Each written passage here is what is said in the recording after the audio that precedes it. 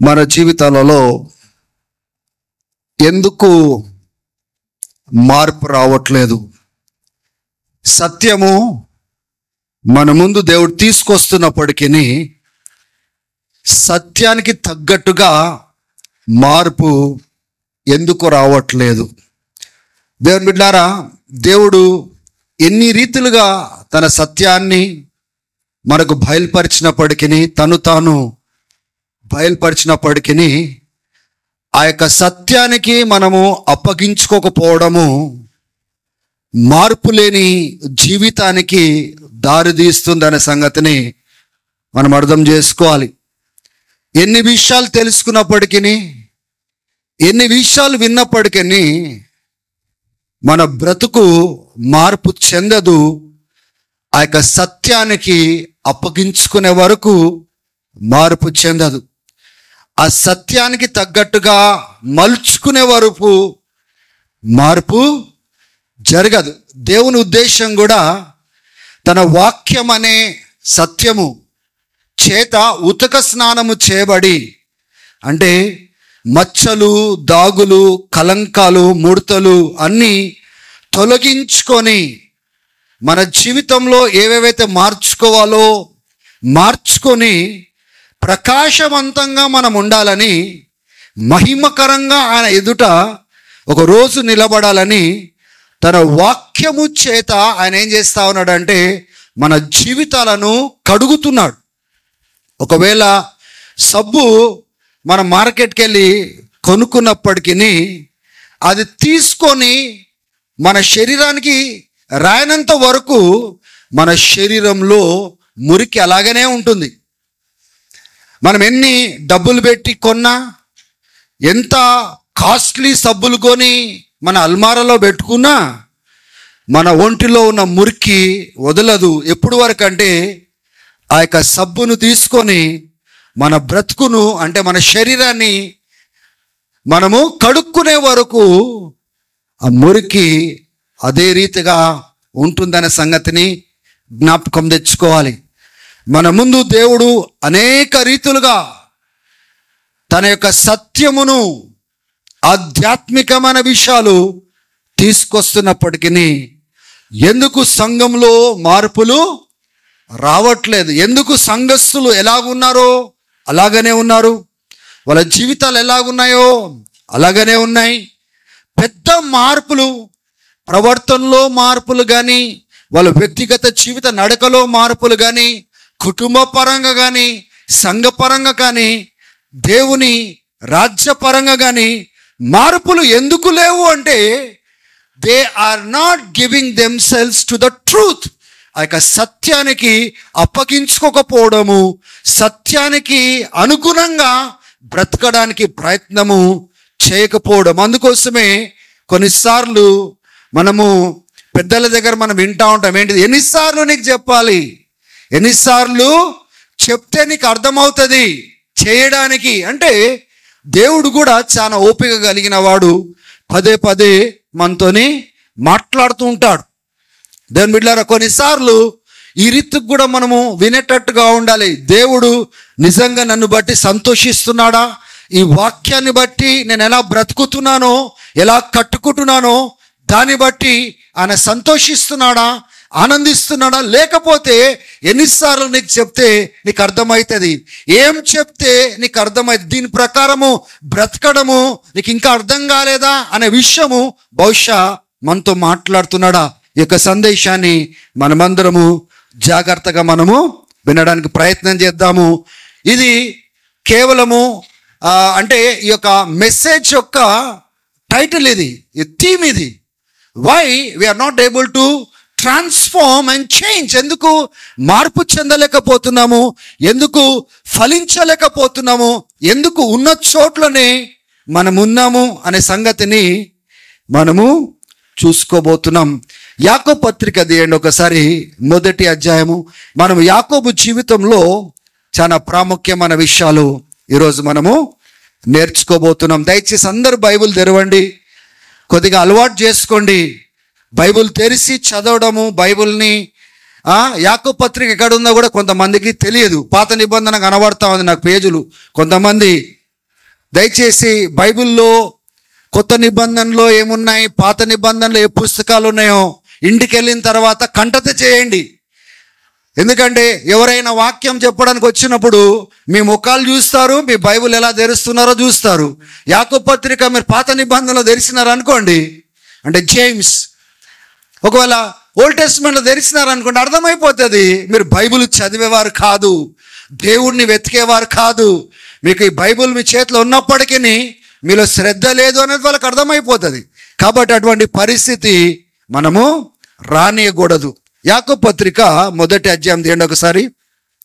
ఇక్కడ James, a servant of God and of the lord Jesus Christ to the 12 tribes scattered among the nations. ఏమని యాకోబు ఇక్కడ అంటా ఉన్నాడు? యాకోబు దేవుని యొక్క దాసుడు, సేవకుడు, ప్రభు అయిన యేసుక్రీస్తు దాసుడు. 12 తెగలు ఎవరైతే చెదిరిపోయినారో, నలు దేశాలలో చెదిరిపోయిన ఆ యొక్క తెగలకు రాస్తున్నాడు. స్తోత్రం కలుగును గాక. ఇక్కడ యాకోబు ఎవరు? ఏ యాకోబు గురించి ఇక్కడ మనం చూస్తా ఉన్నాం? ఎవరు ఈ పత్రికను, ఇంత చక్కని పత్రికను రాసినాడు? శ్రమల మధ్యలో మనమందరము ఎట్లా తాలుకొని బ్రతకాలో రాసినాడు.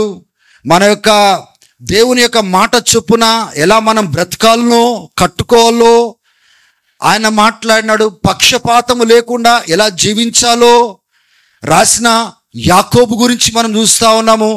విశ్వాసానికి ఎట్లా క్రియలు ఉండాలో రాసిన యాకోబును మనం చూస్తూ ఉన్నాము. నోటిని ఎలా అదుపులో పెట్టుకొని ఒక క్రైస్తవుడు, దేవుని సేవకుడు ఎలా బ్రతకాలో రాసిన యాకోబు గురించి చూస్తూ ఉన్నాము.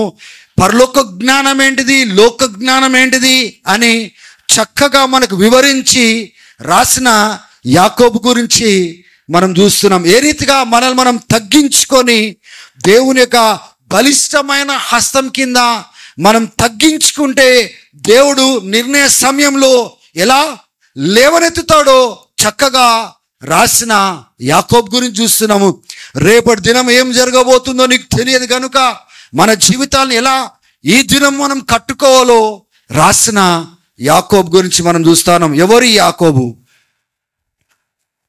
ఒకవేళ జాగ్రత్తగా మనము ఆ యొక్క స్కాలర్లీ ఆ యొక్క అండర్స్టాండింగ్ ఒకవేళ మనము చూడడానికి ప్రయత్నం చేసినట్లయితే, ఈ యాకోబు యేసుక్రీస్తు యొక్క సహోదరుడు. యేసుక్రీస్తు అంటే సహోదరుడు అంటే ఆ దినాలలో ఇప్పుడు నేను ఎవరినైనా రంజిత్ ఉన్నాడు అనుకున్న సహోదరుడు అని చెప్తాను. ఆ సహోదరుడు కాదు. అంటే తన ఇంట్లో పుట్టినవాడు అంటే ఆ సహోదరుడు. అన్న తమ్ముడు, గృహంలో అన్న చెల్లెలు ఏ సంబంధం అయితే ఉంటుందో ఆ సహోదరుడు. యేసు ప్రభు తర్వాత అంటే యేసు ప్రభు ఏమో దైవికంగా ఏ మనిషి కలయిక లేకుండా ఆయన పుట్టినవాడు. కానీ యేసు ప్రభు పుట్టిన తర్వాత బైబిల్ గ్రంథంలో మనం చూస్తాము, మరియకును యోసేపుకును చాలా మంది కుమారులు కుమార్తెలు కలిగేను అని బైబిల్ గ్రంథంలో మనం చూస్తా ఉన్నాం. ఇది చరిత్రలో మన క్రైస్తత్వంలో 2 వర్గాలుగా చీల్చబడ్డాయి. కొందరు ఏమని నమ్ముతా ఉంటున్నారంటే యేసు ప్రభు యొక్క తల్లి మరియ కన్యకగా క్రీస్తును జన్మించిన తర్వాత కన్యకగానే మిగిలిపోయింది. తర్వాత ఆమె ఎటువంటి శారీరకమైన సంబంధాలు కలిగి లేదు. తను అంటే ఎవరు పిల్లలు తర్వాత పుట్టలేరు, కన్యకగానే మిగిలిపోయింది అని ఒక వర్గానికి చెందిన వారు నమ్ముతున్నారు. వాళ్ళ నమ్మకం అలాగుంది. కానీ నమ్మకం ఏదైనా కానీ కూడా బైబిల్ ప్రకారంగా మనకు ఉండాలి. బైబిల్లో ఏ రీతిగా అయితే రాయబడిందో అది మనకు సత్యము. మనకు నచ్చినా నచ్చకపోయినా మనం అర్థం చేసుకోవాల్సిన విషయం ఏంటిదంటే బైబిల్లో దాని గురించిన వివరణ ఏముంది. ఒకవేళ బైబిల్లో అలాగనే ఉంటే అలాగనే నమ్ముదాము. బైబిల్లో అలా లేదనుకోండి, లేనట్టుగానే మనం ఉందాం. కానీ బైబిల్ ఏం చెప్తా ఉంది? యేసు ప్రభు దైవికంగా కన్య గర్భమందు పుట్టినాడు, కానీ శారీరకంగా యోసేపుకు మరియకు పుట్టిన మొదటి కుమారుడే యాకోబు. జేమ్స్ వాజ్ ఆ రకంగా శారీరకంగా చూసుకుంటే ఈజ్ ద ఫస్ట్ బోర్న్.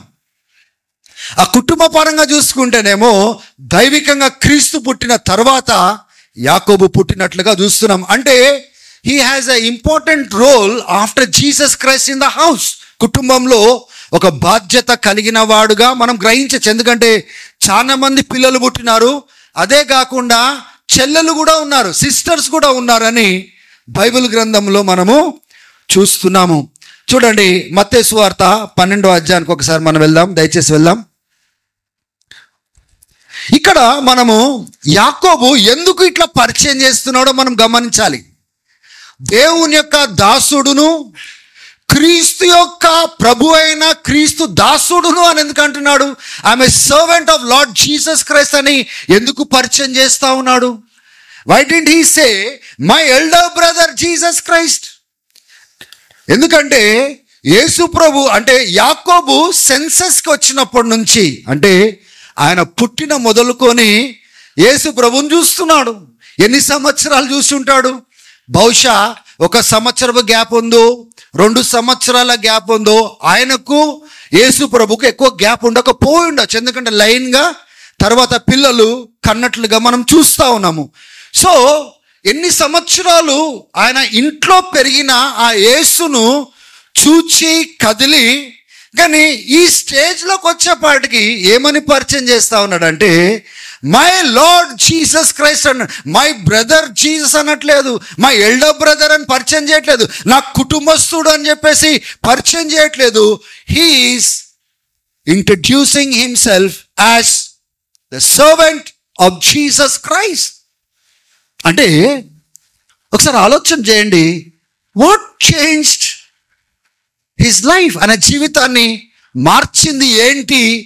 ఎలా మార్పు చెందినాడో అదే మనం చూడబోతున్నాము. ఆ యొక్క సత్యముతో ఆయనకు ఎట్లా ఎన్కౌంటర్ అయిందో అదే చూసుకోబోతున్నాము. ఆయన జీవితంలో మార్పు కలిగిన తర్వాత ఆయన ఎంత ఫలభరితంగా దేవుని కోసము, దేవుని రాజ్యం కోసం తయారైనాడో అది మనం చూసుకోబోతున్నాము. ఆయన మార్పు చెందక ముందు ఆయన బ్రతుకు ఎలాగుండెనో అది మనం చూసుకోబోతున్నాము. కానీ ఆయన మరణము ద్వారా దేవుణ్ణి ఎలా మహిమపరిచినాడో మార్పు చెందిన తర్వాత అది కూడా మనం చూసుకోబోతున్నాం. దేవుని బిడ్డలారా, until unless the truth changes us, ఆ యొక్క వాక్యము మన బ్రతుకును మార్చే వరకు దేవుని బిడ్డలారా మనం దేవుని కోసం పనికొచ్చే పాత్రలుగా మనం తయారు కాలేము. allow the word to change you, allow the truth to change you. యేసు ప్రభు కూడా యోహాను సువార్తలో 17వ అధ్యాయంలో ప్రార్థన చేస్తూ ఏమంటున్నాడు? నీ వాక్యమే సత్యము, ఆ యొక్క వాక్యము చేత వాళ్ళని ప్రతిష్ఠించుము అని ప్రార్థన చేస్తా ఉన్నాడు. ప్రతిష్ఠించబడిన జనాంగంగా నీ వాక్యము ద్వారా వాళ్ళని చెయ్యి అని తండ్రికి వేడుకుంటున్నట్లుగా మనం చూస్తున్నాం. సరే, వాక్యము మనము చూద్దాం. ఆ యొక్క కుటుంబం గురించి చూద్దాం. ఎటువంటి కుటుంబ వ్యవస్థ నుంచి వచ్చినాడో చూడండి. అన్ని సంవత్సరాలు అన్నాన్ని పిలుస్తుంటాడు కదా ఇంట్లో. యేసు ప్రభుని ఏదేమైనా అన్నాన్ని పిలవాల్సిందే కదా, అవునా కదా? ఇప్పుడు ఏమని పిలుస్తున్నాడు? నా ప్రభు అయిన క్రీస్తు అని పిలుస్తున్నాడు. ఆయన దాసుడను అని పిలుస్తున్నాడు. దేవునికి స్తోత్రం కలుగును గాక. హల్లెలూయా. మత్తయి సువార్త 12వ అధ్యాయానికి మనం వెళ్దాం. 12వ అధ్యాయము 46వ వచనము 47వ వచనము. ఆయన జనసమూహములతో ఇంకా మాట్లాడుచుండగా ఇదిగో ఆయన తల్లియు సహోదరులను ఆయనతో మాట్లాడరోరుచు వెలుపల నిలిచి ఉండిరి. ఇక్కడ చూడండి, ఆయన జనసమూహముతో మాట్లాడుతున్నప్పుడు ఎవరు వచ్చినారంటే అక్కడికి? తల్లి వచ్చినారు, సహోదరులు కూడా వచ్చినట్లుగా మనం చూస్తా ఉన్నాము. వాళ్ళు వచ్చి అన్నారు, అయ్యా నీ యొక్క ఇంటి వాళ్ళు, నీ అమ్మ, నీ తమ్ముళ్ళు, ఇంటి తమ్ముళ్ళు వచ్చినారు. సహోదరులు అనగానే మనకేంటిది జనరల్ టర్మ్ లాగా అయిపోతుంది కదా. మీ మమ్మీ వచ్చింది, మీ తమ్ముళ్ళు వచ్చినారు అంటే యేసుప్రభు అంటాడు, నా తల్లి ఎవరు, నా యొక్క అన్నదమ్ముళ్ళు ఎవరు? దేవుని యొక్క చిత్తం నెరవేర్చువారే కదా తండ్రి యొక్క చిత్తం నెరవేర్చువారే కదా నా తల్లి నా తండ్రి. ఈ సందర్భంలో మనం గమనించినట్లయితే ఎవరు వచ్చినట్లు ఉన్నారు అక్కడ లేఖనాల్లో? తన తల్లి వచ్చినట్లుగా ఉంది. తనకు సహోదరులు వచ్చి అక్కడ కలవడానికి ప్రయత్నం చేస్తున్నట్లుగా ఉంది. అంటే there were family members after Jesus. Yesu ప్రభు పుట్టిన తర్వాత కూడా సహోదరులు మనకు కనబడుతూ ఉన్నారు. 13వ అధ్యాయానికి మనం చూద్దాము. 55వ వచనము చూడండి. 13వ అధ్యాయము 55వ వచనంలో యేసు ప్రభు బోధిస్తున్న బోధను చాలా మంది చూసి, ఆయన చెప్పే ఉపమానాలు కానీ బోధన చూసి, ఇంత జ్ఞానము ఈయనకి ఎక్కడి నుంచి వచ్చింది, ఇంత శక్తి ఈయనకి ఎక్కడి నుంచి వచ్చింది, ఈయన ఆ కార్పెంటర్ కొడుకు కాదా, యోసేపు కొడుకు కాదా, తర్వాత తన తల్లి మరియా కాదా, ఆయన యొక్క సహోదరులు అంటే తమ్ముళ్ళు యాకోబు, యోసేపు, సీమోను, యూదాయు వాళ్ళు కాదా? ఇంకా 56వ వచనం చూడండి. అందుకోసం బైబిల్ చదవాలి, బైబిల్ చూడాలి. మనము సొంత అభిప్రాయాలతో మనము ఏది పడితే అది మనము కట్టుకోవడానికి వీలు లేదు. బైబిల్ గ్రంథంలో ఏదైతే ఉందో వాటిని మనం నమ్మేటట్టుగా ఉండాలి. 56వ వచనంలో and all his sisters with us. ఆయన కార్పెంటర్ కొడుకు కాదా, ఈయన మరియ కొడుకు కాదా, ఆయనకు పుట్టిన తమ్ముళ్ళు అంటే మరియకు పుట్టిన బిడ్డలు తమ్ముళ్ళు యోసేపు, యాకోబు, సీమోను, యూదా కాదా, వాళ్ళ యొక్క చెల్లెళ్ళు సిస్టర్స్ మన మధ్యలో లేరా? దేని బిడ్డలారా, బైబిల్ ఈజ్ వెరీ క్లియర్. యేసు ప్రభు పుట్టిన తర్వాత చాలా మంది నార్మల్గా పిల్లలు ఎలా పుడతారో ఆ రీతిగా పిల్లలు పుట్టినట్లుగా చూసి, కానీ యేసుక్రీస్తు యొక్క జన్మం మాత్రమే చాలా ప్రత్యేకమైన ప్రవచనాలలో రాయబడ్డ కన్యక ఒక శిశువును అంటే కంటుంది. ఆయన భుజాల పైన రాజ్యభారము దేవుడు పెట్టబోతున్నాడు. ఆశ్చర్యకరుడు, ఆలోచనకర్త, నిత్యుడగు దేవుడు, సమాధానకర్తకు అధిపతి అని ఆ కుమారుడు గురించి అక్కడ రాయబడినట్లుగా మనము చూస్తాం. యాకోబు మన మార్కు సువార్త కూడా మనం వెళ్దాము, అదే విషయాన్ని కూడా మనం అక్కడ చూస్తాము. 6వ అధ్యాయము తీయండి ఒకసారి. మార్కు సువార్త 6వ అధ్యాయము 2వ వచనం నుంచి. ఇక్కడ కూడా అదే మాటను మనం చూస్తున్నాం. 3వ వచనంలో చూడండి. ఈయన కార్పెంటర్ కాదా, ఇతడు యాకోబు, యోసే, యూదా, సీమోను అనువారి సహోదరుడు వాడు కాదా, ఇతని సోదరి మనులందరూ మనతో నున్నారు కారా అని చెప్పుటొనుచు ఆయన విషయమై అభ్యంతరపడిరి.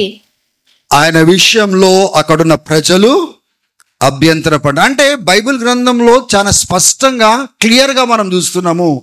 క్రీస్తు తర్వాత చాలా మంది పుట్టి ఉన్నారు. ఆ కుటుంబం చాలా పెద్ద కుటుంబము. మరొక వచనం కూడా మనము చూసుకుందాము. యోహాను సువార్త 2వ అధ్యాయము 12వ వచనం. అటు తర్వాత ఆయనయు ఆయన తల్లియు ఆయన సహోదరులను ఆయన శిష్యులను కపెర్నహూమునకు వెళ్ళి అక్కడ కొన్ని దినములుండిరి. ఎవరెవరున్నారు అక్కడ? ఆయన తల్లియు ఆయన సహోదరులు ఆయన శిష్యులు వీళ్ళు వేరు, ఒకటి కాదు. సహోదరులు వేరు, శిష్యులు వేరు. ఇంకా చాలా వాక్య భాగాలు ఉన్నాయి. నేను అక్కడికి వెళ్ళాను, కానీ it is pretty clear that after Jesus was born, James was born as a natural son. దేవునికి స్తోత్రం కలుగును గాక. Hallelujah. So now we know that James was the half brother of Jesus, not the full brother of Jesus, half brother of Jesus. So ఈయన యొక్క జీవితాన్ని ఒకవేళ మనం గమనించినట్లయితే, మొట్టమొదటిగా హీ వాజ్ ఎ స్కెప్టిక్ అంటే సందేహించేవాడు. అంటే చాలా సందేహాలు కలిగిన వాడు, చాలా క్రిటికల్ మైండ్ కలిగిన వాడని బైబిల్ గ్రంథంలో మనం చూస్తా ఉన్నాం. యోహాను సువార్త 7వ అధ్యాయానికి మనం వెళ్దాము. యోహాను సువార్త దయచేసి చూడండి. 7వ అధ్యాయము 2వ వచనం నుంచి మనం గమనించినట్లయితే అక్కడ యూదుల పర్ణశాల యొక్క పండగ దగ్గరకు వచ్చినది. అంటే ద ఫెస్టివల్ ఆఫ్ టాబర్నాకిల్స్ అంటే వాళ్ళు గుడారాలు వేసుకొని కొన్ని దినాలు ఆ గుడారాలలో వాళ్ళు ఉండి ఆ యొక్క పండగను వాళ్ళు ఆచరించేవారు. ఎందుకు అంటే దేనికి గుర్తు అంటే దేవుడు ఇశ్రాయేలీల్ని ఐగుప్తులో బంధకత్వంలో ఉన్నప్పుడు ఏ రీతిగా వాళ్ళని బయటికి తీసుకొచ్చి గుడారాలలో ఉన్నప్పటికీ వాళ్ళని ప్రామిస్ ల్యాండ్కి ఎలా చేర్చినాడో, వాగ్దాన భూమికి ఎలా చేర్చినాడో, ఎలా పోషించినాడో అది జ్ఞాపకం తెచ్చుకోవడానికి, దేవుని యొక్క నమ్మకత్వాన్ని జ్ఞాపకం తెచ్చుకోవడానికి, దేవుని యొక్క కార్యాలు జ్ఞాపకం తెచ్చుకోవడానికి వాళ్ళ గృహాలు విడిచి గుడారాలలో వాళ్ళు ఉండి జ్ఞాపకం తెచ్చుకున్నవారు దేవుని యొక్క కార్యం. అటువంటి పండుగ వచ్చినప్పుడు వాళ్ళందరూ ఏం చేసేవాళ్ళంటే వాళ్ళ సామాన్లు అన్నీ సదురుకొని కుటుంబ సమేతంగా వాళ్ళు వెళ్ళి వాళ్ళు అక్కడ యెరూషలేములో గుడారాలలో వాళ్ళు ఉండేవారు. అయితే ఇక్కడ అటువంటి పండగ వచ్చినప్పుడు చూడండి 3వ వచనం చూడండి, చదమ్మా. ఆయన సహోదరులు ఆయనను చూచి నీవు చేయుచున్న క్రియలు నీ శిష్యులను చూచున్నట్లు. 2వ వచనం చదువుకుంటారమ్మా. యూదుల పర్ణశాల పండుగ సమీపించెను గనుక ఆయన సహోదరులు ఆయనను చూచి నీవు చేయుచున్న క్రియలు నీ శిష్యులను చూచున్నట్లు ఈ స్థలము విడిచి యూదయకు వెళ్ళుము. ఇప్పుడు చూడండి, ఆ సహోదరులు వచ్చినారు అంటే ఆ సహోదరులను ఎవరు లీడ్ చేసి ఉంటారు ఒకసారి ఆలోచన చేయండి. ఇంటోళ్ళు బ్రదర్స్ అంటే ఈయన కాకుండా నెక్స్ట్ బ్రదర్స్ ఎవరున్నారు, పేర్లు మనం చూసినాం. దాంట్లో పెద్దవాడు ఎవరు? యాకోబు. బహుశా యాకోబుకు ఆయన టీంని వేసుకొని వచ్చి ఉంటాడు, నేను అనుకుంటున్నాను. అది వచ్చి ఏమనంటా ఉన్నారు వాళ్ళు, నీవు ఈ గలిలయ విడిచి యూదయ ప్రాంతానికి వెళ్ళు, ఎందుకంటే నీ యొక్క శిష్యులు నువ్వు చేసే కార్యాలు వాళ్ళు ఇంకా చూడగలుగుతారు, ఇంకా నువ్వు ఫేమస్ అవ్వగలుగుతావు. నువ్వు ఒకవేళ ఫేమస్ అవ్వాలనుకుంటే ఈ సీక్రెట్గా ఉండేది ఎందుకు, పో పబ్లిక్గా వెళ్ళి నిన్ను నువ్వు కనపరుచుకో అంటే వీళ్ళు నమ్మినట్టుగా కనబడట్లేదు. చదవమ్మా తర్వాత వచ్చిన. బహిరంగమున అంగీకరింపబడగోరు వాడెవడును తన పని రహస్యమున జరిగింపడు. బహిరంగంగా కనబడాలని అనుకున్నవాడు రహస్యంగా ఉండడు, బహిరంగంగానే ఉంటాడు. కాబట్టి వెళ్ళి కనపరుచుకోపో అని చెప్పినట్లుగా మనం చూస్తా ఉన్నాం. తర్వాత నీవు ఈ కార్యములు చేయుచున్న ఎడల నిన్ను నీవే లోకమునకు కనపరుచుకొనుమని చెప్పిరి. ఆయన సహోదరులైనను ఆయన యందు విశ్వాసం ఉంచలేదు. గమనిస్తున్నారా అండి, వీళ్ళు పెరుగుతున్నారు కానీ యేసు ప్రభునందు విశ్వాసము పెట్టిన వారు కాదు, నమ్మిన వారు కాదు. అంటే ఇంట్లో ఒక పెద్ద క్రైసిస్ 2 వర్గాలుగా మనం చూస్తూ ఉన్నాం. ఒక వర్గంలో ఏంటిదంటే ఈయనను ఒకలాగా చూస్తూ ఉన్నారు. అంటే మొదటి 30 సంవత్సరాలు ఏం కదలిక లేదు, మొదటి 30 సంవత్సరాలు ఆర్డినరీగానే ఉన్నాడు, మొదటి 30 సంవత్సరాలు మంచిగా వాళ్ళతో కదిలినాడు. కానీ ఎప్పుడైతే పరిచర్య స్టార్ట్ చేసినారో 2 వర్గాలుగా చీల్చబడినట్లుగా చూస్తున్నాము. వేరే వాళ్ళు యేసుప్రభుని నమ్ముతున్నారు కానీ వీరు యేసుప్రభుని నమ్మట్లేదు. ఎందుకు వాళ్ళ మనసులో వ్యతిరేకత కలిగినారో తెలియదు, ఏ రకంగా వ్యతిరేకత తెచ్చుకున్నారో తెలియదు, ఏ కారణాలతో తెచ్చుకున్నారో తెలియదు. కానీ వీరికి మాత్రము ఆ క్రీస్తు ఎవరో, క్రీస్తు యొక్క మాటలు ఏంటిదో వాళ్ళు నమ్మలేదు, విశ్వసించాలి. ఇంటి వాళ్ళు నమ్మలేదు. ఒకసారి మనమందరము కీర్తనలు 69వ కీర్తనకు మనం వెళ్దాం. ఇక్కడ ఒక మంచి ప్రవచనం ఉంది, నేను చూపిస్తాను.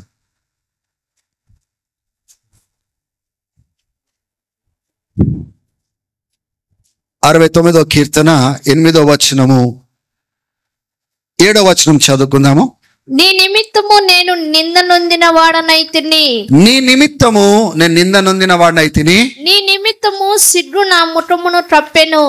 నీ నిమిత్తము సిగ్గు నా ముఖమును కప్పెను. నా సహోదరులకు నేను అన్యుడనైతిని. గమనించండి, నా సహోదరులకు నేను అన్యుడనైతిని. నా తల్లి కుమారులకు పరుడనైతిని. నా తండ్రి కుమారులకు నేను పరులైతిని అనట్లేదు. ఎందుకంటే ఆ తండ్రికి పుట్టినవాడు కాదు, ఆ యోసేపుకి పుట్టినవాడు కాదు. దేవుడు మరియను వాడుకున్నాడు కనుక ఆయన ఏం మాట్లాడుతున్నాడు ఇక్కడ? ఎవరి గురించి మాట్లాడబడుతున్నది ఇక్కడ? మీరు అనుకోవచ్చు ఇది కీర్తన కదా, ఆ కీర్తనకాడు మాట్లాడుతున్న మాటలు కదా అని ఆలోచన మీకు రావచ్చు. కానీ ఇది క్రీస్తు గురించిన ప్రవచనము. అంటే కిందటి వచనాలు మనం చదివే వరకు మనకు అర్థం కాదు. పూర్తిగా చదువుదాము. 8వ వచనం. నా సహోదరులకు నేను అన్యుడనైతిని, నా తల్లి కుమారులకు పరుడనైతిని. నీ ఇంటిని గురించిన ఆసక్తి నన్ను భక్షించుచున్నది. నీ ఇంటిని గురించిన నా ఆసక్తి భక్షించుచున్నది. నిన్ను నిందించిన వారి నిందలు నా మీద పడి ఉన్నవి. ఈ ప్రవచనం ఎవరిది? సరే ఒకసారి మనం చదువుకుందాం. ఎక్కడికి వెళ్దాము? యోహాను సువార్త 2వ అధ్యాయానికి వెళ్దాము. 16వ వచనము. పావురములు అమ్మవారితో వీటిని ఇక్కడ నుండి తీసుకొని పోండి, నా తండ్రి ఇల్లు వ్యాపారపు టిల్లుగా చేయుటని. ఈ మాటలు ఎవరు చెప్తున్నారు? యేసు ప్రభు చెప్తున్నాడు. ఆలయంలోకి వచ్చినప్పుడు యేసు ప్రభు అక్కడ క్రయ విక్రయాలు జరుగుతూ ఉన్నాయి. డబ్బులు బాగా సంపాదిస్తూ ఉన్నారు, బిజినెస్ చేస్తూ ఉన్నారు. అయితే ఆయన చాలా కోపపడ్డాడు. ఎందుకు కోపపడ్డాడు అంటే తండ్రి ఇల్లు అది ప్రార్థన స్థలం. అది ఆ ప్రార్థన స్థలంలో ఏం జరుగుతూ ఉంది? బిజినెస్ జరుగుతూ ఉంది. తండ్రితో బిజినెస్ జరగట్లేదు, తండ్రితో లావాదేవీలు జరగట్లేదు, ప్రార్థన జరగట్లేదు, ఆరాధన జరిగే స్థలంలో బిజినెస్ జరుగుతూ ఉంది. యేసుప్రభు ఏం చేసినాడు? అన్నిటినీ పడేసినాడు, కూల్చేసినాడు, పారేసినాడు. కోపం వచ్చింది. చదవా. ఆయన శిష్యులు నీ ఇంటిని గూర్చిన ఆసక్తి నన్ను భక్షించునని వ్రాయబడి ఉన్నట్టు జ్ఞాపకము చేసుకునిరి. అప్పుడు వాళ్ళు జ్ఞాపకం తెచ్చుకున్నారు. తన ఇంటిని గురించిన ఆసక్తి ఆయన భక్షించుచున్నది అనే విషయము, ఆయన లోపల ఉన్న రోషము, పౌరుషము, ఆ మంట చూసి ఏ రీతిగా స్పందించినాడో చూసి ఆ ప్రవచనము జ్ఞాపకం తెచ్చుకున్నారు. ఇప్పుడు ఆ ప్రవచనాన్ని మళ్ళీ వెళ్దామా? 69వ కీర్తనకి వెళ్దాం. చూడండి, ఇప్పుడు మనకు అర్థమవుతుంది. చూడండి, అది ఎవరి గురించి రాయబడి ఉంది?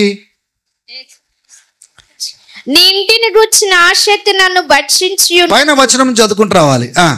నా సహోదరులకు నేను అన్యుడనైతిని. నా సహోదరుడు అంటే ఇప్పుడు ఎవరు? నా ఇంటోలు. మీకు అర్థమవుతుందా? నేనేమైతిని అంటే ఇంట్లో ఉన్నా కానీ కూడా నేను వాళ్ళకు అన్యుడిలాగానే ఉన్నాను. అంటే నన్ను అన్యుడిలాగానే ట్రీట్ చేస్తున్నారు. వాళ్ళకు వర్గమైనారు, నేను ఒక్కడనే ఉండిపోయినాను. స్తోత్రం కలుగును గాక. యేసుని గమనించండి. యోహాను సువార్త 1వ అధ్యాయంలో తన సొంత వారి దగ్గరికి వచ్చినప్పటికీ వారు అంగీకరించలేదని ఇశ్రాయేలు గురించి అన్నాడు. ఏ ఇంట్లో పుట్టినాడో ఆ సహోదరులు ఈయనని అన్యుడిగానే చూస్తున్నారు. Foreigner. Jesus was like a foreigner to his own people, family members. చదమ్మా. నా తల్లి కుమారులకు పరుడనైతిని. నా తండ్రి కుమారులు అని చెప్పట్లేదు, నా తల్లి కుమారులకు నేను పరుడనైతిని. నీ ఇంటిని గూర్చిన ఆసక్తి నన్ను భక్షించి ఉన్నది. హల్లెలూయా. దేవునికి స్తోత్రం కలుగును కాక. ఇప్పుడు వీళ్ళు పరాయి వాళ్ళుగా అయిపోయినారు. వీరు యేసు ప్రభువును ఒక అంటే ఫారినర్గా చేసినారు. ఒకసారి ఆలోచన చేయండి, ఎటువంటి వ్యతిరేకత వాళ్ళ మనసులో వచ్చి ఉంటుందో, యాకోబు మనసులో ఎటువంటి వ్యతిరేకత ఉండుంటుందో. ఎందుకంటే తర్వాత పుట్టే వాళ్ళందరికీ పెద్దోడైన. మార్కు సువార్తకు ఒకసారి వెళ్దాం. 3వ అధ్యాయము 20వ వచనము 21వ వచనము. మార్కు సువార్త 3వ అధ్యాయము 20వ వచనము 21వ వచనము. ఆయన ఇంటిలోనికి వచ్చినప్పుడు జనులు మరలా గుంపుగూడి వచ్చిరి. అవును. గనుక భోజనము చేయుటకైనను వారికి వీలు లేకపోయెను.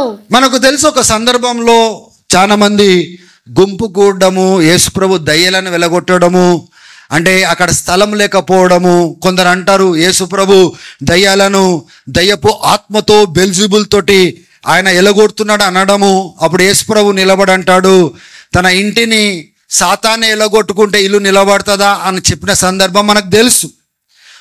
ఆయన మెయిన్ పాయింట్ ఏంటిదంటే, దేవుని ఆత్మ చేత నేను దయ్యాలను వెలగొడుతుంటే దేవుని రాజ్యము మీ మధ్యలో వచ్చి ఉన్నదని అక్కడ చెప్తున్నాడు. అటువంటి సందర్భంలో యేసు ప్రభుకు శిష్యులకు తినడానికి కూడా సమయం లేదు. స్తోత్రం చెప్పండి ఒకసారి. తినడానికి కూడా సమయం లేదు. మనుషులు తిననిస్తలేరు. అంటే ఎవరు వీళ్ళ గురించి పట్టించుకోవట్లేదు. వాళ్ళ గురించిన అవసరతలనే దేవుడు పట్టించుకోవాలని, యేసుప్రభు పట్టించుకోవాలని, శిష్యులు పట్టించుకోవాలని ఎగబడుతున్న సమయంలో ఏం జరిగిందో ఒకసారి మనం చూద్దాము. చదవమా. ఆయన ఇంటిలోనికి వచ్చినప్పుడు జనులు మరలా గుంపురూడి వచ్చిరి గనుక భోజనము చేయుటకైనను వారికి వీలు లేకపోయెను. ఆమేన్. ఆయన ఇంటివారు సంగతి విని ఆయన మతి చలించి ఉన్నదని చెప్పి ఏమన్నారు తెలుసా? జీసస్ గురించి ఏమన్నారు తెలుసా? He's out of his mind. ఇంటోళ్ళు అన్నారన్నమాట. మైండ్ ఖరాబ్ అయిపోయింది. అది ఎవరుండి ఉంటారండి అక్కడ? యాకోబు ఉంటాడా లేదా? స్తోత్రం చెప్పండి. దమాక్ ఖరాబ్ హోగా భాయ్ ఇస్కా అంటాం కదా మన భాషలో. ఈయన సర్కాయించిపోయినాడు, మైండ్ పోయింది. ఇంటోలే అన్నారన్నమాట. స్తోత్రం కలుగునుగాక. అంటే James played a vital role in resisting Jesus. యేసు ప్రభును రెసిస్ట్ చేయడానికి పెద్దోడు కదా. కొన్నిసార్లు పెద్దోళ్ళు ఏం చేస్తారో వెనకాల వచ్చే వాళ్ళు కూడా అదే మార్గంలో పోతారు. బహుశా he played a vital role in his family, తన ఇంట్లో. ఆ సమయంలో అందరు కూడా ఆ యొక్క అభిప్రాయం చొప్పున నడిచి ఉండొచ్చు అని నేను అనుకుంటా ఉన్నాను. తర్వాత నెక్స్ట్ పాయింట్లోకి మనం వెళ్దాము. నెక్స్ట్ స్టేజ్ ఏంటిదండి? వీళ్ళు వ్యతిరేకించినారు, నమ్మలేదు. తన ఇంటి వారే నమ్మలేదు. ఇంటి వాళ్ళే ఆయన ఒక ఫారినర్గా ట్రీట్ చేసినారు. నెక్స్ట్ స్టేజ్ ఏంటిదంటే క్రీస్తు పట్టబడి సిలువ వేయబడుట. ఇప్పుడు ఆలోచన చేయండి, సిలువ ఎవరికి వేస్తారు? ఆ దినాలలో క్రిమినల్స్కి వేస్తారు. ఇంటోలు పూర్తిగా బహుశా మరియా కొడుకు కాబట్టి నమ్మచ్చు, కొద్దిగా అటో ఇటో. ఎందుకంటే దేవదూత ప్రత్యక్షమై ఆమె కన్యక గర్భమైనప్పుడు ఆ యొక్క ప్రవచనాలు ఏవైతే ఉన్నాయో ఆమెకున్న ప్రత్యక్షత వేరు, కానీ వీళ్ళకు అటువంటి అండర్స్టాండింగ్ లేదు. కానీ సిలువ వేసేటప్పుడు ఒకసారి ఆలోచన చేయండి, తన సొంత ఇంటికి పెద్దోడిని క్రిమినల్గా సిలువ వేస్తుంటే వీళ్ళ మనసులో ఏం జరుగుంటుందో ఒకసారి ఆలోచన చేయండి. ఎటువంటి ఆలోచనలు వచ్చి ఉండొచ్చు. అరే ఈయన చెప్తే ఆయన కాలంలో విన్నవాడు కాదు, పెద్ద లీడర్గా పోయినట్టున్నాడు, కానీ అల్టిమేట్గా బహుశా ఒక ఫెయిలియర్ అయిపోయినాడు కదా. ఆయన వయసు అంతా 33 సంవత్సరాలకే సిలువ వేస్తున్నప్పుడు అరే అన్టైమ్లీగా చచ్చిపోతున్నాడు కదా. ఈయనకి ఇంత మంచి జీవితమును ఈయన పెద్ద లీడర్గా ప్రజల ముందు పెట్టుకొని ఇటువంటి పరిస్థితి తెచ్చుకున్నాడే, అనవసరంగా తెచ్చుకున్నాడే అనే ఆలోచన ఇంటోళ్ళకి రాదా? ఇప్పుడు ఎవరైనా మిమ్మల్ని నన్ను పట్టుకొని నన్ను జైల్లో వేసినారు అనుకో, నా ఇంటి వాళ్ళు ఏమంటారు? వీడు సేవ అని పోయినాడు, అదేదో గమ్మున మట్టుగా ఇంట్లో ఉండి ఉద్యోగాలు చేసుకుంటే జైల్లో పోయే అవసరం లేదు, ఆ యొక్క జైల్లో దెబ్బలు తినే అవసరం లేదు, ఆ కట్టకట్టాల వెనకాల ఉండవలసిన అవసరత లేదు అంటారా లేదా? బహుశా అటువంటి పరిస్థితి వచ్చి ఉంటుంది అక్కడ. ఎందుకంటే వీళ్ళు నమ్మలేదు. ఆ హిస్టరీ అంతా చూస్తూ ఉంటే ఇంటోళ్ళు నమ్మలేదు. దేవుని బిడ్డలారా, పరిచర్యలో మనం వెళ్తున్నప్పుడు కూడా అటువంటి వర్గాలు వస్తాయి. నా జీవితంలో వచ్చింది, యేసు ప్రభు కాలంలో వచ్చింది. సేవలో వెళ్ళే ప్రతి ఒక్కరికి అటువంటి వర్గాలుగా చీల్చబడతారు. ఎందుకంటే నేను నమ్మేవారు తక్కువ మంది ఉంటారు, నమ్మని వారు ఎక్కువ మంది ఉంటారు. మన ఇంట్లో ఎక్కువ సంఖ్యలో నమ్మని వాళ్ళు ఉంటారు. వీడా మన ముందే పెరిగినోడు, వీడా మనతో తిరిగినోడు, వీడా నేను పెడితేనే తిన్నోడు, వీడితో కలిసి ఆడుకున్నాం, వీడేంది అనే యాటిట్యూడ్ చాలా మందిలో వస్తుంది. ఆమేన్. ఇక్కడ మనం గమనించినట్లయితే ఎటువంటి ఆలోచనలు వాళ్ళకు వచ్చి ఉండొచ్చు. మేకులతో కొట్టి సిలువలో అది ఈడ్చుకుంటూ తీసుకుపోతా ఉన్నప్పుడు ఆ యొక్క ఈపంతా చీల్చి తీసుకుపోతా ఉంటే అరే వేస్ట్గా వీళ్ళ చేతికి దొరికిపోయినాడు, అనవసరంగా ఆయన పెద్ద పాపులర్ అయినాడు అనే ఆలోచన రావచ్చు కదా. Failure as a leader, mistake, పెద్ద మిస్టేక్ చేసేసినాడు అని ఆలోచన రావచ్చు. అన్టైమ్లీ డెత్, కాలం కంటే ముందే చచ్చిపోతాను. ఒక సంగతి తెలుసా, యేసు ప్రభు చనిపోయే వరకు శిష్యులు కూడా నమ్మలేదని పునరుద్ధానుడు అవుతాడని. ఈ జేమ్స్ ఏం నమ్ముతాడండి చెప్పండి ఒకసారి. 12 మంది శిష్యులే నమ్మలేదు. స్తోత్రం చెప్పండి ఒకసారి. అంటే ఒక పెద్ద క్రైసిస్ అనేది వాళ్ళ ఇంట్లోకి వచ్చేసింది. ఆ ఒక ఇంట్లో ఎంత ఏమైనా ఇంట్లో పుట్టినోడు చంపుతున్నారంటే బాధ ఉంటుందా లేదా? ఒకవేళ బాధ ఉంది, కానీ ఆయన ఎవరో అనేది నమ్మకం ఆయనకి లేదు. ఎప్పుడు వరకు ఆ స్థితిలో ఆయన ఉన్నాడంటే, కొరింథీయులకు రాసిన పత్రిక మనం వెళ్దాం. 1 కొరింథీ 15వ అధ్యాయం తీయండి ఒకసారి.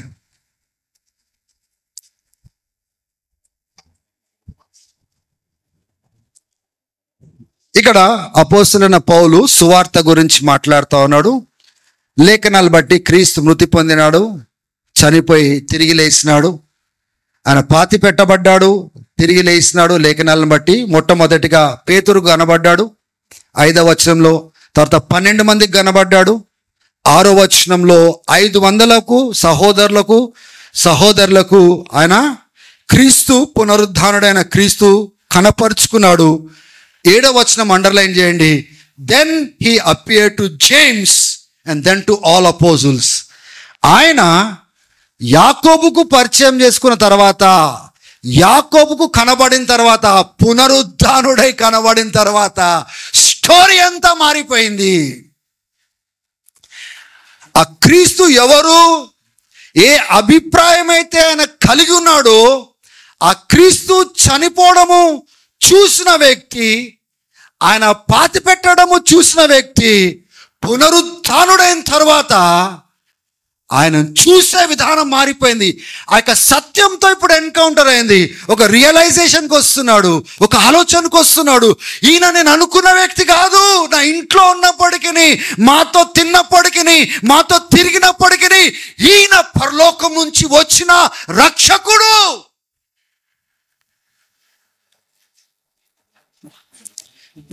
Jesus revealed himself to James. యాకోబుకు తను తాను పరిచయం చేసుకునే వరకు దేవుని బిడ్డలారా, యాకోబు ఆ పాత ఆలోచనలతోనే సతమతం అవుతా ఉన్నాడు.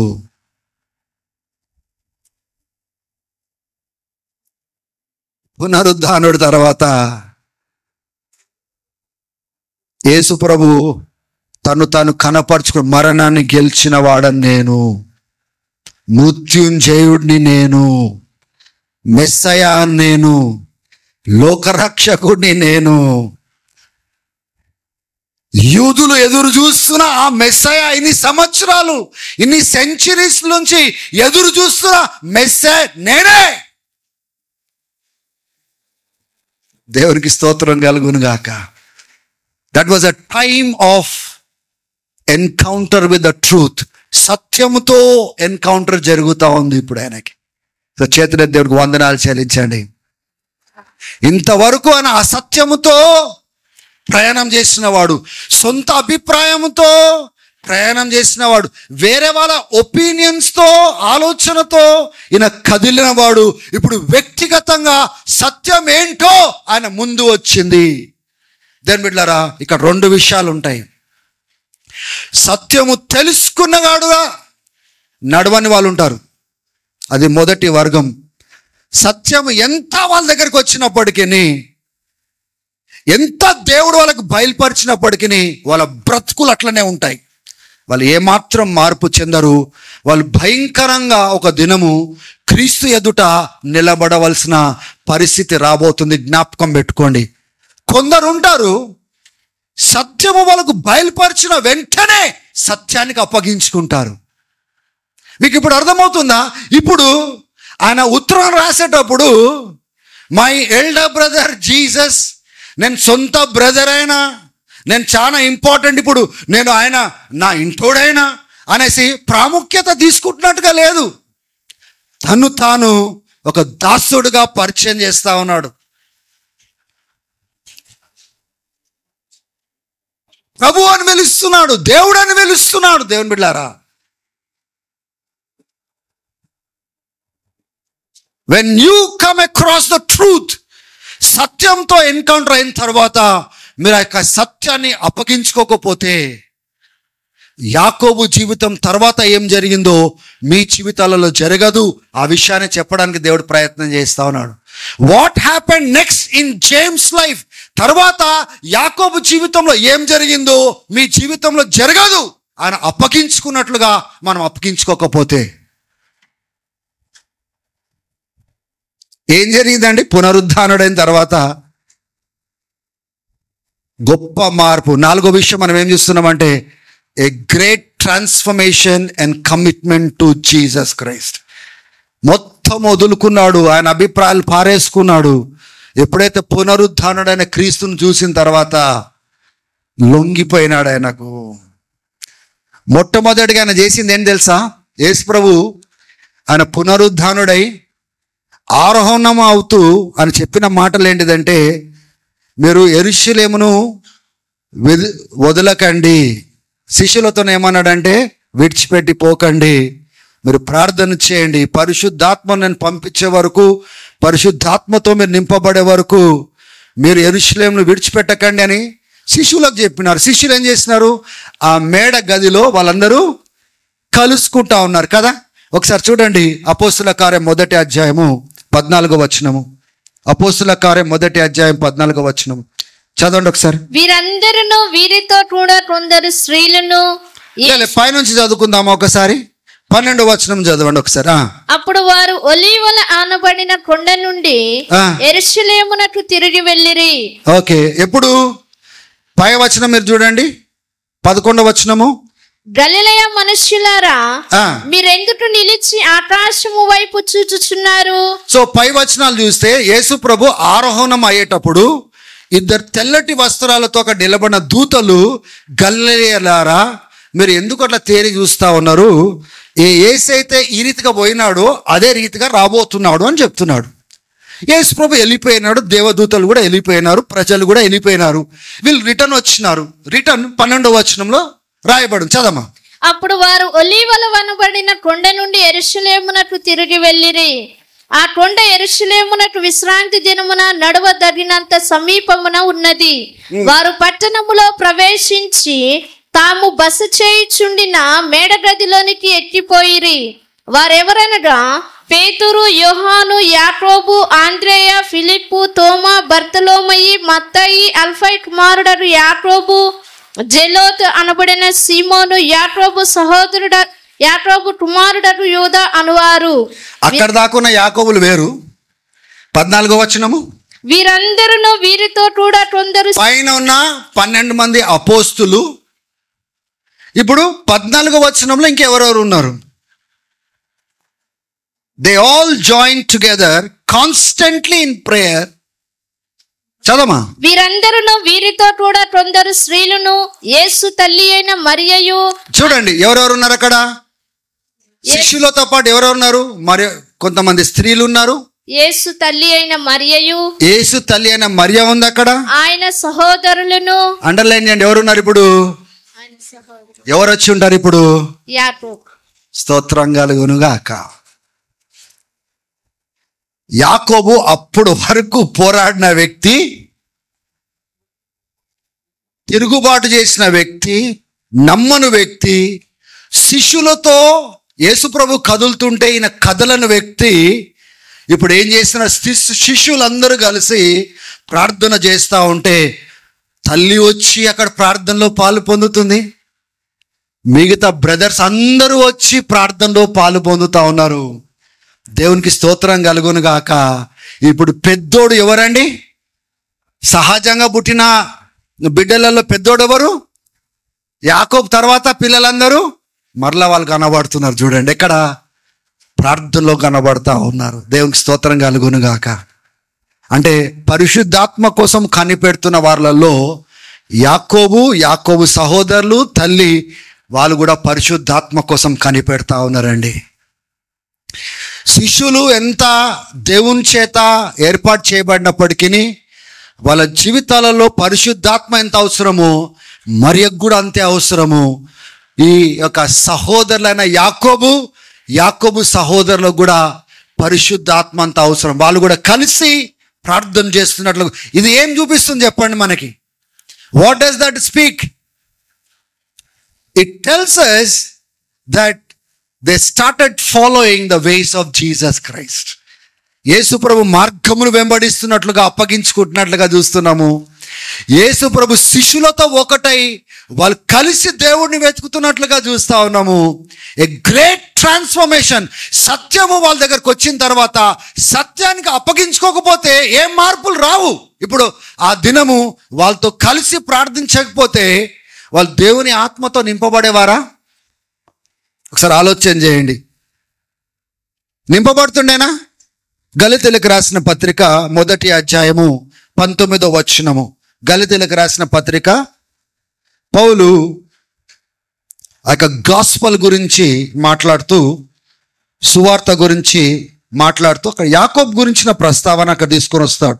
అతనిని తప్ప ఇక్కడ చూడండి, పౌలు అంటాడు, నాకు దేవుడు దమస్కస్ మార్గంలో నాకు అపోస్తలున్న పౌలు ఆయన క్రైస్తవులను హింసించడానికి దమస్కస్ మార్గంలో వెళ్తున్నప్పుడు క్రీస్తు ప్రత్యక్షం అవుతాడు. అప్పుడు ఆయన దమస్కస్కి తీసుకొని వెళ్ళబడతాడు కదా.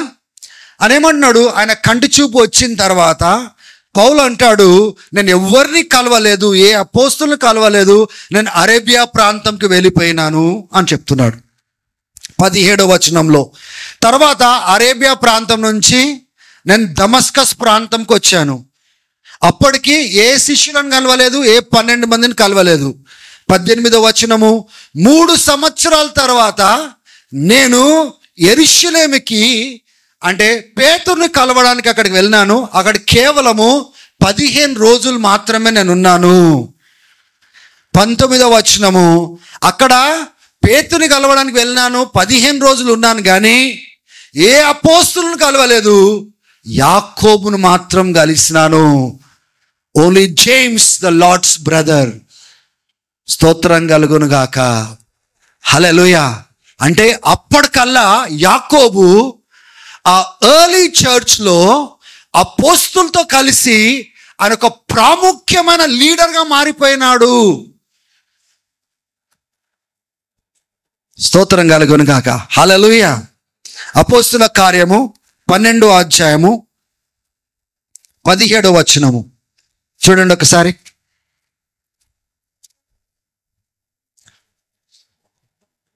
ఇక్కడ సందర్భం నేను చెప్తాను, దయచేసి జాగ్రత్తగా వినండి. ఎంత ఇంపార్టెంట్ వ్యక్తి ఒక చర్చ్లో, ఎర్లీ చర్చ్లో, ఆదిమ సంఘంలో యాకోబు ఎంత గొప్పటి లీడర్గా ఎదిగినాడో, ఎంత గొప్ప సేవ చేసినాడో మనకు కనబడుతూ ఉంటుంది. ఇప్పుడు మీరు చూస్తూ ఉండండి. అందుకోసం చెప్పాను, సత్యం మన దగ్గరికి వచ్చిన తర్వాత సత్యానికి అప్పగించుకొని వాడు వాళ్ళని దేవుడు ఏ దానికి కూడా వాడుకోలేడు. God cannot use them for any good work. ఇక్కడ సందర్భం ఏంటంటే పేతురుని చెరసాల్లో వేస్తున్నారు. అయితే మార్కు గృహంలో చర్చ్ అందరు కలిసి ప్రార్థన చేస్తూ ఉన్నారు. ప్రార్థన చేస్తున్నప్పుడు ఆ మధ్యరాత్రిలో దేవుడు దేవదూతను పంపించి పేతురుని అద్భుత రీతిగా విడిపించి తీసుకొని వచ్చినాడు. బయటికి తీసుకొచ్చిన తర్వాత పేతురు గారు ఏం మాట్లాడుతున్నాడు ఒకసారి చూద్దాం. ఈ 12వ అధ్యాయంలో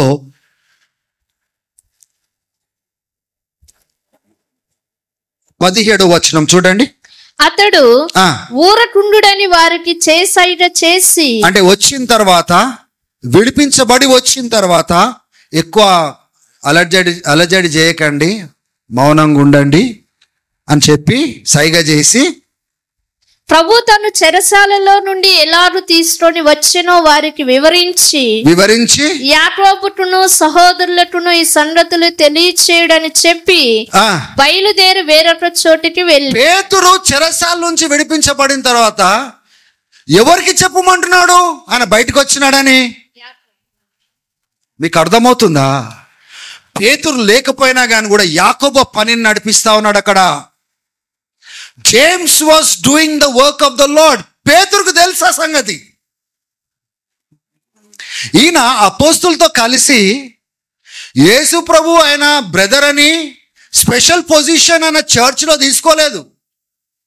ఆయన వ్యక్తిగతంగా సమర్పించుకొని ఆ స్థాయికి ఎదిగినాడు. పేతురు కూడా గుర్తించినాడు. గుర్తించి ఏమని, విడిపించబడిన తర్వాత ఏమని చెప్పమంటున్నాడంటే, యాకోబు కూడా చెప్పు, నేను బయటకు వచ్చేసిన, దేవుడు అద్భుత రీతిగా మెరిక్యులస్గా నన్ను బయటికి తెచ్చినాడు. యాకోబుకి చెప్పు, మిగతా సహోదరులు కూడా చెప్పు అంటున్నాడు. యాకోబుకి చెప్పేంటిది? ఎందుకంటే యాకోబు అప్పటికి చాలా ముఖ్యమైన సేవకుడిగా ఎదిగిపోయినాడు ఆ కాలంలో. ఇది జరిగిన విషయము చాలా సంవత్సరాల తర్వాత పేతురు చెరసాల్లో వేయబడ్డాడు. అంటే పెంతెకోస్తు దినము, సేవ ప్రారంభమైంది, సంఘము ఉద్భవించినది, సేవ బాగా జరుగుతూ ఉంది. కొన్ని సంవత్సరాల తర్వాత పేతురు చెరసాల్లో వేయబడ్డాడు. అప్పుడు ఎవరికి చెప్పమంటున్నాడు? స్తోత్రం చెప్తామా? ఎవరు చెప్పమంటున్నాడండి? యాకోబుకును సహోదరులకును. హల్లెలూయా, స్తోత్రం కలుగును గాక. ఒకసారి అపోస్తుల కార్యము 15వ అధ్యాయానికి మనం వెళ్దాం. ఇక్కడ మనకు తెలుసు కదా సందర్భము. ఒకవేళ సందర్భం తెలియని వారికి నేను చెప్తాను. ఆదిమ సంఘంలో కొందరు తప్పుడు బోధకులు వచ్చి ఏమని చెప్పినారంటే, ఉటి యేసుప్రభు పైన నా విశ్వాసం పెడితే సరిపోదు, యేసుప్రభు మీద విశ్వాసం పెట్టాలా కానీ ధర్మశాస్త్రం కూడా పాటించాలా, సున్నతి కూడా చేయాలా, లాని కూడా పాటించాలా అనే తప్పుడు బోధన తీసుకొని వచ్చినప్పుడు పౌలు, బర్నబా మొత్తం టీం అంతా ఎక్కడ చేరినారు? జెరూసలేంకు చేరి ఒక పెద్ద కౌన్సిల్ జరుగుతూ ఉంది, డిస్కషన్ జరుగుతూ ఉంది ఈ 15వ అధ్యాయంలో. ఓకేనా? సో దాంట్లో వాళ్ళు వాదించుకున్నారు, తర్కించినారు. చివరికి వాళ్ళకు వచ్చిన కంక్లూజన్ ఏంటిదంటే, మనము ఏ ప్రజలను ధర్మశాస్త్రం పాటించడానికి ఒత్తిడి చేయొద్దు, కానీ విగ్రహాలకు అర్పించిన మాత్రము తినద్దు, రక్తంతో ఉన్న వాటిని తినకూడదని వాళ్ళు హెచ్చరించి ఉత్తరాలు రాసి ప్రతి చర్చ్కి పంపించినారు. మనం కేవలం విశ్వాసం ఉంటే చాలు, మనం రక్షించబడచ్చు, ధర్మశాస్త్రం యొక్క విధులను పాటిస్తేనే మనం రక్షించబడినట్లు కాదు అనే విషయాన్ని ఆ జెరూసలేం కౌన్సిల్లో వాళ్ళు డిసిషన్ తీసుకున్నట్లుగా మనం చూస్తా ఉన్నాం. హల్లెలూయా. ఇప్పుడు చూడండి 12వ వచనం నుంచి చదవండి అమ్మా ఒకసారి. అంతటా సమూహం అంతయు ఊరటుండి 15. Then the whole assembly became silent. పౌలు దేవుడు అన్యుల మధ్యలో ఎలా వాడుకున్నాడో అంత వివరణ ఇచ్చిన తర్వాత చదమా. అంతటా సమూహం అంతయు ఊరటుండి బర్నబాయు పౌలును తమ ద్వారా దేవుడు అన్యజనుల్లో చేసిన సూచక్రియలను అద్భుతములను వివరించగా ఆలకించెను. వారు చాలించిన తరువాత యాకోబు ఇట్లనెను. ఎవరన్నారండి? స్తోత్రం కలుగును గాక. పెద్ద కౌన్సిల్ జరుగుతుంది అక్కడ. ఒక పెద్ద క్రైసిస్ వచ్చింది, డాక్ట్రినల్ క్రైసిస్ వచ్చింది, ఒక సిద్ధాంతపరమైన క్రైసిస్ వచ్చింది. అక్కడ పేతురు మాట్లాడుతున్నాడు, పౌలు మాట్లాడుతున్నాడు. కానీ పౌలు పర్టికులర్గా బర్నబాను తీసుకొని వెళ్ళి దేవుడు అన్యుల మధ్యలో ఎలా సువార్తను ప్రకటించి, ఆత్మను కుమ్మరించి, అద్భుతాలు చేసి, రక్షణ కార్యాలు చేసి, స్వస్థత కార్యాలు చేసి సంఘాలను ఎట్లా స్థాపించినాడో వాదన ఇచ్చిన తర్వాత, విశ్వాసం బట్టి దేవుడు ఎటువంటి కార్యాలు చేస్తున్నాడో చెప్పిన తర్వాత అన్ని విని ఫస్ట్ ఎవరు మాట్లాడినారండి? ఎందుకు ఎవరు మాట్లాడతారండి? ఒక కౌన్సిల్లో కూర్చున్నప్పుడు ఏదైనా చాలా ప్రాముఖ్యమైన డిస్కషన్ అయిన తర్వాత కంక్లూషన్కి ఎవరు లెగిసి మాట్లాడతారు? లీడర్స్ లెగిసి మాట్లాడతారు, ప్రాముఖ్యులు లెగిసి మాట్లాడతారు. ఇక్కడ ఎవరు కనబడుతున్నారు మనకి? స్తోత్రం చెప్పండి. యాకోబు లేసి ఏమంటున్నాడు చదవమ్మా. వారు చాలించిన తర్వాత యాకోబు ఇట్లా నేను ఏమన్నాడు?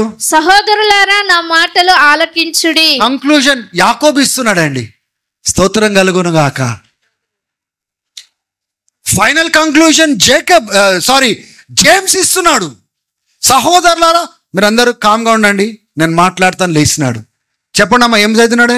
ఏమని ప్రకటించినాడు ఆయన? అన్యజనుల్లో నుండి దేవుడు తన నామము కొరకు జనమును ఏర్పరచుటకు వారిని ఎలాగూ మొదట కటాక్షించెనో సిమియోను వివరించి ఉన్నాడు. సిమియోను ఇందుకు పేతురు.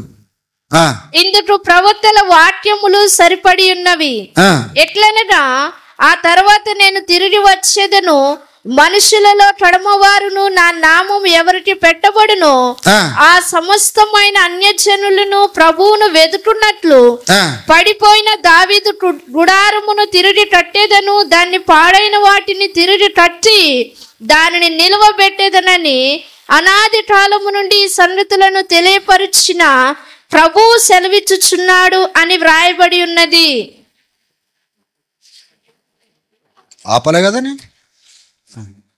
చదవ. కాబట్టి అన్యజనుల నుండి దేవుని వైపు తిరుగుచున్న వారిని మనము కష్టపెట్టక విగ్రహ సంబంధమైన అపవిత్రతను, జారత్వమును, గొంతు పిసికి చంపిన దానిని, రక్తమును విసర్జించుటకు వారికి పత్రిక వ్రాసి పంపవలనని నా అభిప్రాయము. ఎవరి అభిప్రాయం అది?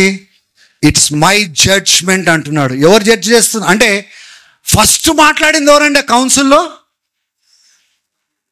యాకోబు. జేమ్స్ మాట్లాడినాడు. స్తోత్రం కలుగును గాక. సరే 22వ వచనం కంక్లూజన్ ఏంటిది? ఇప్పుడు అంతా అయిపోయింది. జేమ్స్ కూడా మాట్లాడినాడు. జేమ్స్ చెప్పిన అభిప్రాయం బట్టి తర్వాత ఏం జరిగింది? అప్పుడు సహోదరులలో ముఖ్యులైన బర్నబా అను మారు పేరు గల యూదాను శీలను తమలో ఏర్పరచుకొని పౌలుతోనూ బర్నబాతోనూ అంతియోకియకు పంపుట యుత్తమని అపోస్తులకును పెద్దలకును సంఘమంతటికి తోచెను. ఇప్పుడు అందరూ సమ్మతించినారు. ఎవరితోటి? యాకోబు మాట్లాడిన తర్వాత సమ్మతించినారు. దేవునికి స్తోత్రం కలుగును గాక. మీకు అర్థమవుతుందా అండి? ఏ వ్యక్తి అయితే క్రీస్తును వ్యతిరేకించినాడో, ఏ వ్యక్తి అయితే వ్యతిరేకించిన వాడు క్రీస్తుతో ముఖాముఖి ఎదురుపడ్డాడో ఆ వ్యక్తి ఎంతగా ఎదిగినాడంటే క్రీస్తు కోసము, క్రీస్తు రాజ్యం కోసము ఒక ప్రాముఖ్యమైన వ్యక్తిగా, ఆదిమ సంఘంలో ఎదిగిన వ్యక్తిగా మనకు కనబడతా ఉన్నాడు. హల్లెలూయా. ఆ వ్యక్తి చివరికి క్రీస్తుకు హతసాక్షిగా తన ప్రాణంను విడిచినాడు. AD 62న ఆయన క్రీస్తు కోసం చంపబడ్డాడు. ప్రభు కోసం చంపబడ్డాడు, తన సొంత అన్న కోసం కాదు. ఏ ప్రభు అయితే తన మహిమను విడిచిపెట్టి శరీరధారి అయి తన తల్లి అయిన మరియ కడుపునందు ఆయన శరీరధారిగా వచ్చినాడో ఆయనని గుర్తించలేకపోయినాడు. ఆయనతో తిరిగినప్పటికీ గుర్తించలేకపోయినాడు. ఆయనతో తిన్నప్పటికీ ఆయన ఎవరో గుర్తించలేకపోయినాడు. ఆయన సేవ ప్రారంభం చేసినప్పటికీ ఆయన ఎవరో గుర్తించలేకపోయినాడు. ఆయన చనిపోయినప్పుడు ఆయన ఎవరో గుర్తించలేకపోయినాడు. పునరుద్ధానుడైన తర్వాత ఆయన ఎవరో గుర్తించిన వెంటనే తను అప్పగించుకున్నాడు. దేవుని బిడ్డలారా, మీ జీవితంలో, నా జీవితంలో దేవుడు సత్యమును మీ దగ్గర తెచ్చినప్పుడు మీరు ఎంత సత్యానికి అప్పగించుకున్నారు?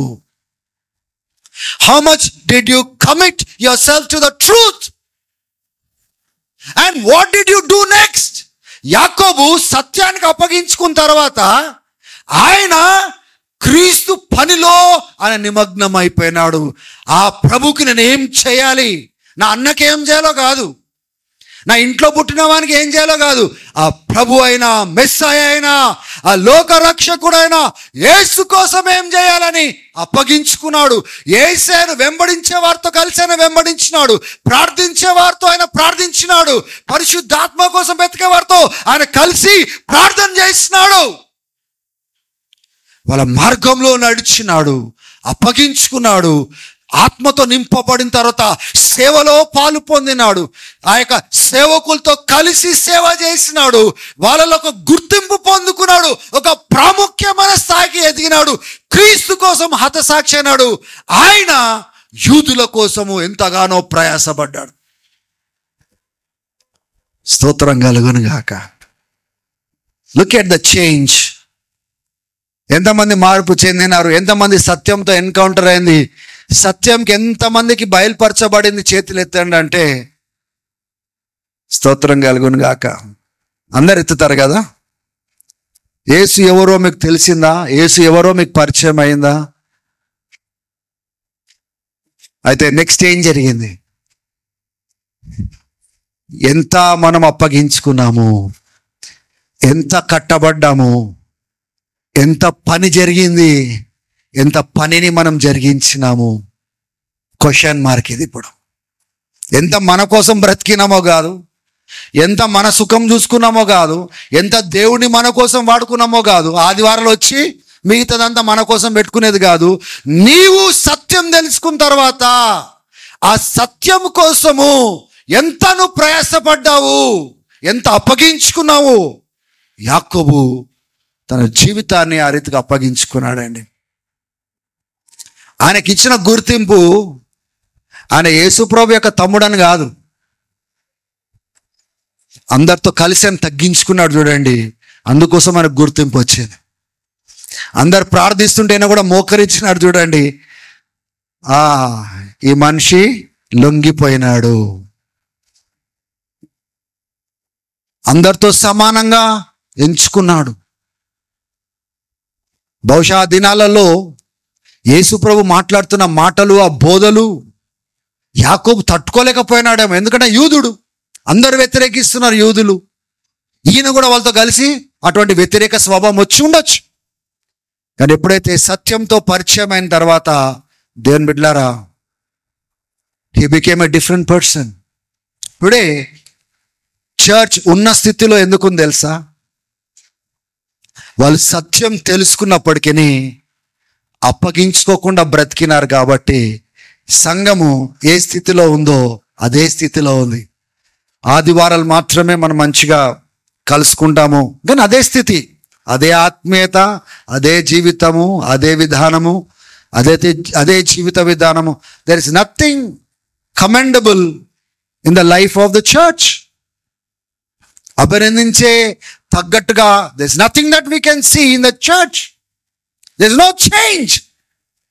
ఎట్లా రెగ్యులర్గా వస్తారు అట్లా వస్తారు, ఎలా ఎలాలో అట్లా వెళ్తూ ఉంటారు.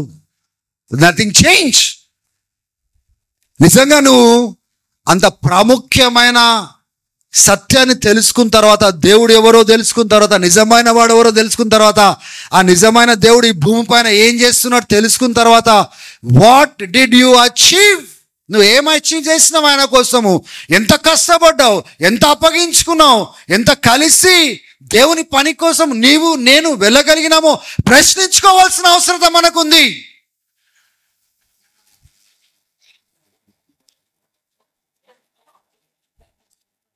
There is no commitment కదా. నేను ఏదైనా చెప్పినాను అనుకోండి, ఆ చెప్పిన మాటకి ఎంతమంది కమిటెడ్గా ఉంటారు ఒకసారి చేతులు ఎత్తండి.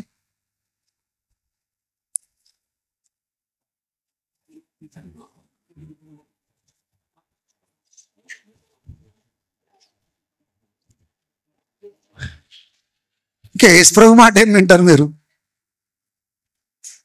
అంటే మీరు చాలా డిసొబీడియంట్గా మీరు ఉన్నారనే మీరు చెప్తున్నారు కదా.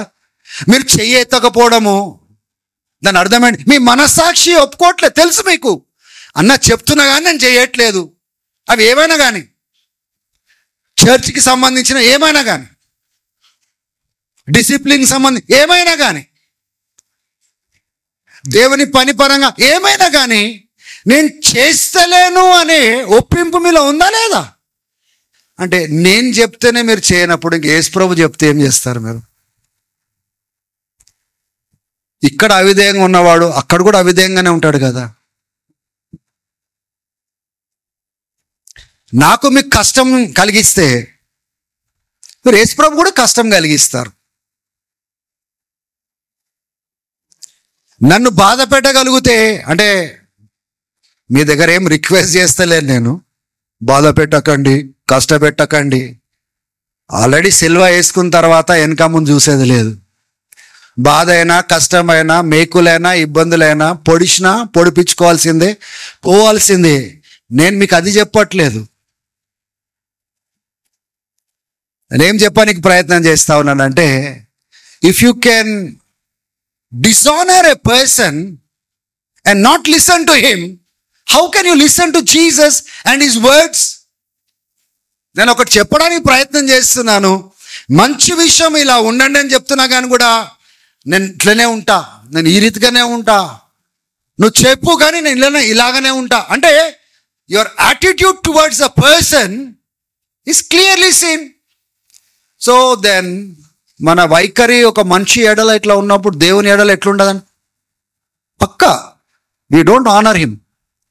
ఒక దేవుని ప్రతినిధి, దేవుని మాటలు చెప్తున్న వ్యక్తికే మనం విననప్పుడు దేవునికి వింటామా మనం? So the change must begin here. Hallelujah. అసలు నేనెంత అప్పగించుకుంటున్నాను? ఆయన చెప్తున్నా కానీ కూడా నేనెంత అప్పగించుకుంటున్నాను? అప్పగించుకోవడం అంటే విధేయతకు సంబంధించింది, మన నడకకు సంబంధించింది.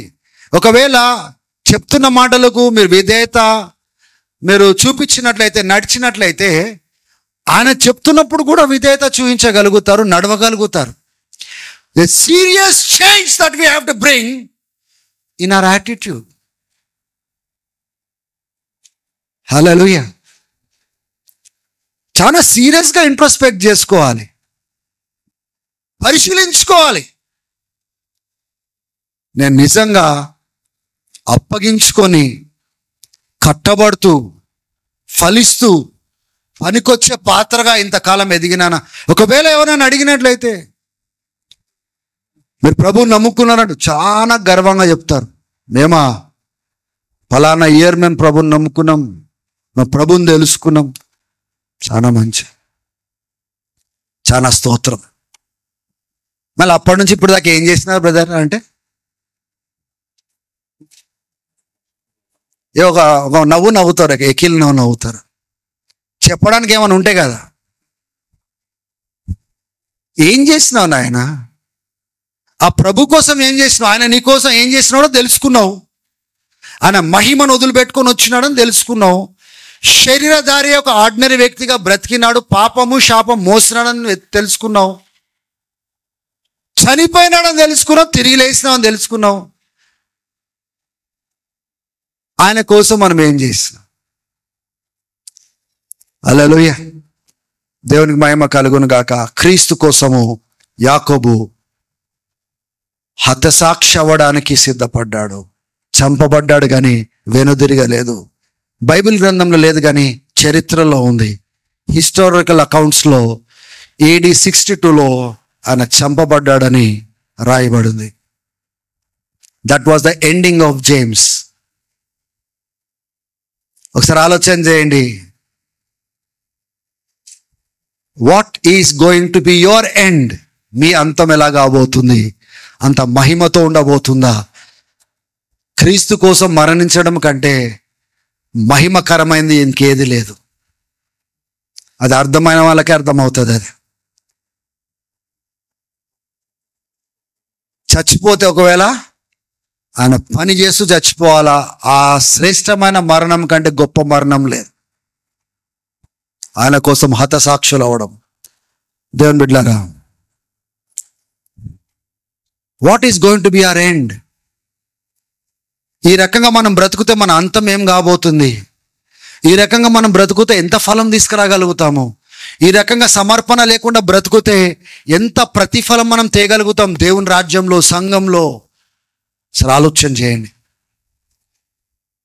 యాకోబు తన తర్వాత వచ్చిన వాళ్ళందరినీ నడిపించే బాధ్యత తీసుకున్నాడు. పెద్దోళ్ళలాగా, పెద్దోళ్ళారా మీ వెనకాల వచ్చే వాళ్ళని ఎంతమందిని నడిపిస్తున్నారు? ఎంతమందిని కడుతున్నారు? మీ ఇంటిని కడుతున్నారా? ఇంటి పెద్దలారా మీ ఇంటిని చక్కగా కడుతున్నారా? చక్కగా నడిపిస్తున్నారా? మీరు కొన్నిసార్లు బాధ అనిపిస్తుంది. ఇంటి పెద్దలు ప్రార్థనకి రారు కానీ భార్యలు వస్తారు. కొన్నిసార్లు పిల్లలు కనబడతారు, తల్లిదండ్రులు కనబడరు. ఈ రకంగా నడిపించుకుంటే ఎలా ఎదుగుతాము, ఎలా కట్టబడతాము? మీ వెనకాల ఉన్న వాళ్ళ బాధ్యత మీది కాదు. వ్యతిరేకించేటప్పుడు అంతా మొత్తం బ్యాచ్ అంతా అనుకున్నారు యాకోబుకు, కానీ మార్పు చెందిన తర్వాత బ్యాచ్ అంతా ఎక్కడున్నారు? మేడగదిలో ఉన్నారు. స్తోత్రం కలుగును గాక. హల్లెలూయా. రే తప్పురా, అది తప్పు మార్గంలో పోయినాము. ఆయన నిజమైన వాడు, ఆయననే రక్షకుడు అని బ్యాచ్ అంతా పట్టుకొచ్చిండు మళ్ళీ. స్తోత్రం కలుగును గాక. హల్లెలూయా. What about us? మన గురించి ఏంటి? ఒకసారి మనం ప్రశ్న వేసుకుందాం. తలలు వంచండి, ప్రార్థన చేసుకుందాం.